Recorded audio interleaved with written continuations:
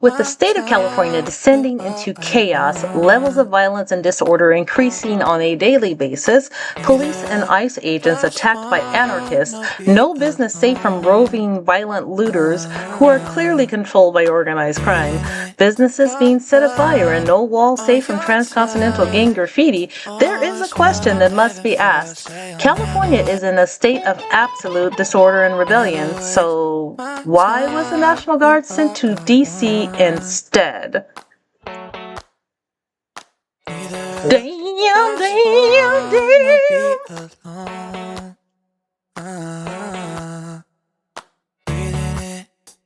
Official people, the state of California has fallen. The state and local officials have ordered a stand down. Insurance companies amp up flight out of California, and good luck on selling any properties for a minute. Buyers are frightened of the California market and pro-crime environment. The crime waves protests that are actually anarchy is clearly organized crime. The protesters create distractions and waste the enforcement resources, while the boosters hit the businesses, most likely targeted lists of businesses, by the way, indoor areas to hit. As an added bonus, the looted items are resold to mom and pop stores who, for some strange reason, will not be getting hit. There has already been a violent takeover by a foreign country or two. Note the waving foreign flags. Law-abiding Californians are trapped there, and it's their own fault for going along with the madness at the beginning instead of objecting and speaking out. Thieves as 24 take over the Chevron station in Lincoln Heights. The video is haunting. You see dozens breaking in, stealing, and terrorizing, and yet no arrests have been made. 0 arrests have been made, and you want to know why? That is police in these sanctuary cities are tapped out. And after years of defunding the police, local cops cannot both protect businesses and run around town every time activists spar with federal agents. Actually, that's not 100% true, Cash Jordan. The police are not overwhelmed, which they probably are, but the reason that they're not arresting these hoodlums is because they have a stand-down order by, guess who? Miss Karen Vasquez herself. Now, if I look it up correctly, it says that Karen Bass did in fact serve as a member of the Congressional Black Caucus. However, Karen Black she's Latino descent. She's clearly, if you look at her, you see a black woman, but she is mixed with Latino, and there's nothing wrong with being mixed. In my opinion, there's nothing wrong with Latino. However, Karen Bass is mixed with Latino and black somewhere, but she's Latino leaning, and you can see that in all of the policies that she initiates. Turns out she's not Friedman after all, folks. Just cloaked herself to be one. Miss Bass, I've also heard Vasquez, I'm not sure which one is the official name for you. I would like to know, the people would like to know, we Friedman, why you held hostage a seat in the CBC, Congressional Black Caucus, if you don't lean towards your black side so much. You can see that in your policy, so inquiring minds do want to know. There's that. And as total lawlessness tied to California's refusal to get illegal fugitives off its streets spirals out of control, hundreds of family-run businesses now have very tough choices to make. Elena Kasanska owns the Pizza Moon store. She spent hours cleaning up after vandals broke her glass door and others streamed in. Some jumped the counter looking for something of value. They also ran down a corridor to get to the kitchen. Lots of hoodies, hats, and masks as they go right by the security cameras. You're looking at the aftermath of a street takeover that spiraled into looting. It's hard for a business to recuperate after that because it's like they see these things happening and it's like no one's here to help them. It wasn't the only business targeted in the early morning hours. They got all their mail in there. I think they're cooked. When it's a gang of them at 24, 25 people, it's like an organized crime type of situation. It's all over the city. It's everywhere. It's not just here. It's everywhere. And just 2 minutes later, people broke into the AutoZone. Video from the scene shows some of the stolen merchandise recovered, including a car battery and boxes of rims. 3 suspects were arrested, but far too many are on the loose.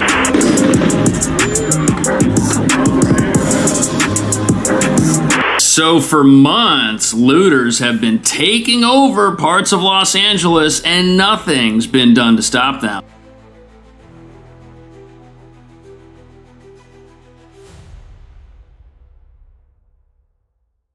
But what nobody's talking about is the police that would deal with situations like this. Well, they've been cut down for years to the point where they've barely had the resources to maintain whatever semblance of order these places had before.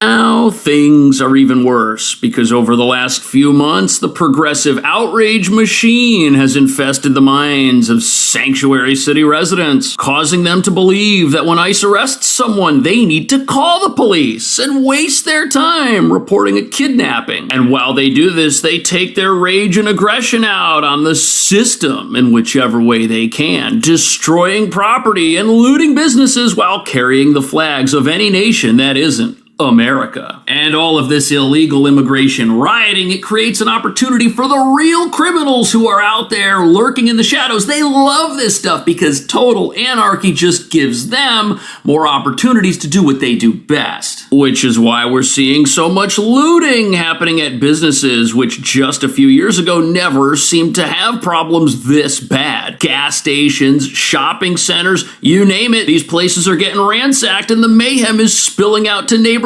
outside of Los Angeles, swallowing up California as a whole. And that brings us to the real reason why we've got this massive crime epidemic targeting local businesses and why it's only gonna get worse. These sanctuary cities, the people who live in these places think they're part of some national resistance movement and they're not backing down. And since these aren't law and order cities, which just so happen to be run by people who hate their own police, lawlessness of all kinds is expectedly growing. Plus, as America's 47th president continues his immigration win streak, the only outlet for the anger of these low IQ attackers will be their own neighborhoods and communities, which they claim they want to protect. Which sadly means less police will be around to stop incidents like this one.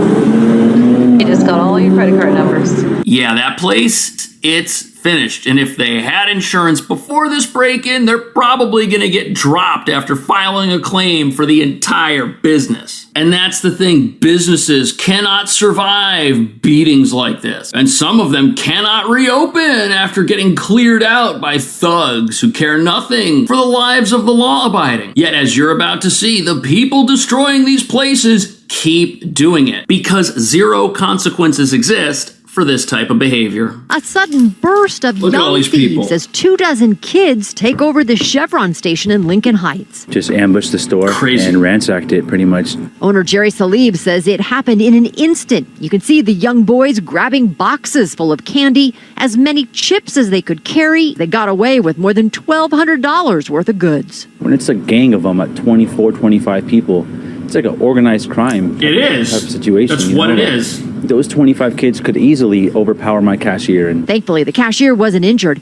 The drama erupting Thursday evening at Daly and Mission. You can Look see at the 'em thieves all. ride up on their bikes and scooters and run in. Now, where do you think these misfits learned this type of behavior? Where do you think they got the idea that this was okay? Is it at all possible that they learned it because adults who do this same kind of thing never get sent to jail and get to go home at the end of a long looting spree and brag about all the stuff they just got for free? Or is it also because their ICE-hating parents who want open borders are out there rioting and attacking police officers and they get away with it as well? And how many of these people robbing these places or attacking law enforcement are in the country without permission to begin with? These are big questions. But judging by the behavior of California's adult population, it's no surprise that the crime they commit is being emulated by their offspring. Many packing into the small store, they were running into each other in the chaos Oh, of their they've all got crime. masks. targeted and organized, premeditated, organized. And it's, of course, they're gathering so many of them that I can't even stop just one kid, right? It's Yeah. 24, 25 kids. So You know, That's it's dangerous. kind of helpless. Salib says they've had minor theft before, but nothing like this. Adding to his frustration, he says the LAPD couldn't help. Oh, So really? there was nothing they can do about it. Nothing. So it's considered shoplifting, and shoplifting isn't something they can really go after. Salib says given That's their awful, tactics, man. he's They're not sure even the allowed to thieves help have them. struck before, and he's hoping they'll be held accountable before they commit another calculated crime. By who? Who's going to hold him accountable? The police just told this guy over the phone there's nothing we can do. And if they were to show up and arrest everybody, they would go before a judge, and you know what? The judge would set them free. Oh, boys will be boys, let them go. And they would just go out there and do it again. The whole reason we have incidents like this is because there is no accountability. And you know what doesn't help? The fact that a gas station in a city just outside of Los Angeles has been getting raided over and over again, week after week, and nothing happens over there either. But as you're about to see, it doesn't just affect places that sell physical goods. They broke the door of the market, the gate, and then they start going from tenant to tenant. There was 4 tenants in our plaza. Elena Kasanska owns the Pizza Moon store. Place. She spent hours cleaning up after vandals broke Look her at glass this. door and others streamed in. Some jumped the counter looking for something of value. They also round down a corridor to get to the kitchen.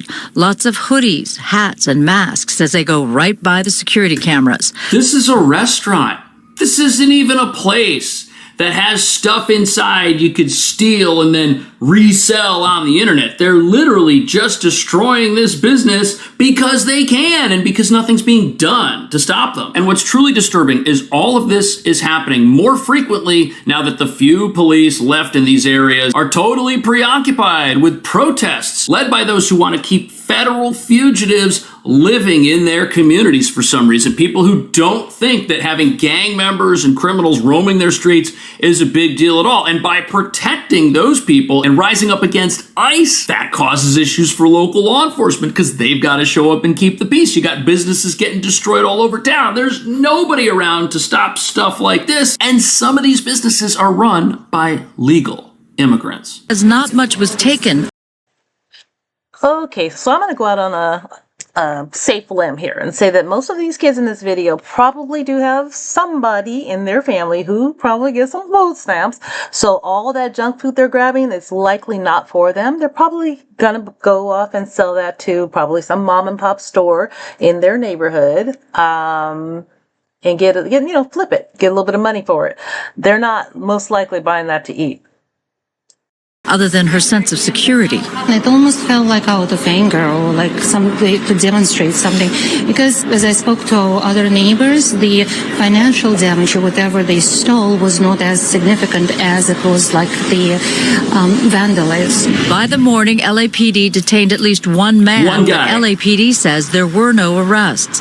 It's unclear how many suspects they're looking for as store owners continue to take stock of their losses. Look at this. So these police, they show up, takes half the police force to come here after the fact. They detain one person, no arrests are made, and then the most disturbing thing about this, right here we have a little sign in the lower right corner which says there are security cameras, but people don't care. What's the point of a security camera? All it does is record somebody running around in a store with their face covered up. Nobody knows who that is. This doesn't lead to any arrests. And even if it did, these people would get let off because, as we heard from that other shop owner, oh, it's just shoplifting. What's the big deal? Contained a GPS tracker.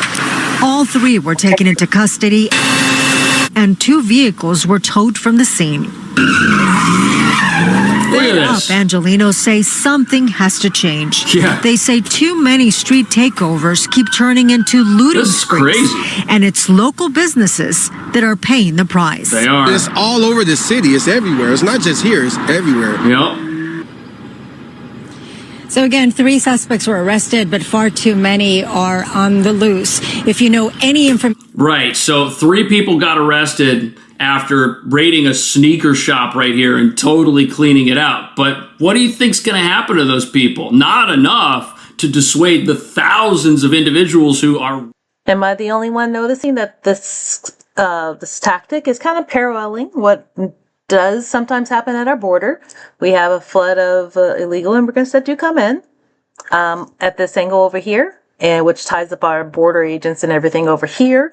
And over there, we have drug mules and other activity slipping right on into the country. Just a notation. Right or wrong?